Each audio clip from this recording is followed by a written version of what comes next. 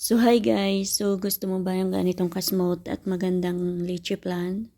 So ituturo ko sa iyo kung paano gagawin. O, diba? Napakakinis at napakasarap. Kaya let's do it. So lulutuin natin to. At ito nga siya.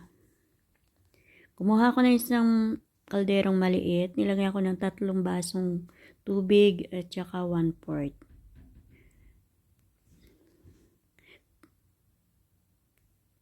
Tapos, yung gatas, 3 sandok, tigwa 1/4 po yan. So, halo-haluin lang natin ito. May apoy na rin po yan, nakaluhit lang siya.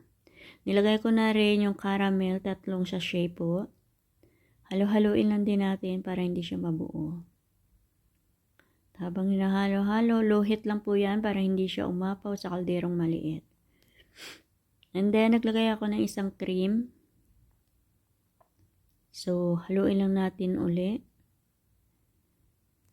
Yan. Para mag-combine siya. At naglagay ako dito ng 2 kutsarang condensed milk. 2 kutsara lang kasi full naman yung kutsarang paglagay ko, diba? So, halo-haluin lang natin siya para matunaw yung condensed milk. Yan nga. At ito po yung ating caramel. 1/4 lang na asukal dito. Nilagay ko at ito siya fast forward at okay na rin siya at nilagay ko na rin sa pan. So actually yung pan na to ay nilagay ko pa sa freezer para lumamig yung caramel na asukal. So okay na tong ating leche plant. Ilalagay lang natin dito. And then after 15 minutes nilagay ko na siya sa ref. After 1 hour, ito na nga po siya. So, pwede na siyang kainin.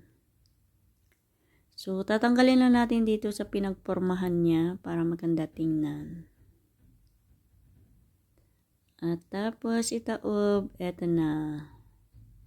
O, diba, napakakinis at maganda. Super yummy. Ready to serve it. Yan, ganyan po siya. Hindi po siya basag-basag. O, diba, napakaganda. Perfect siya sa pang dessert sa may bisita. Thank you for watching. Please subscribe.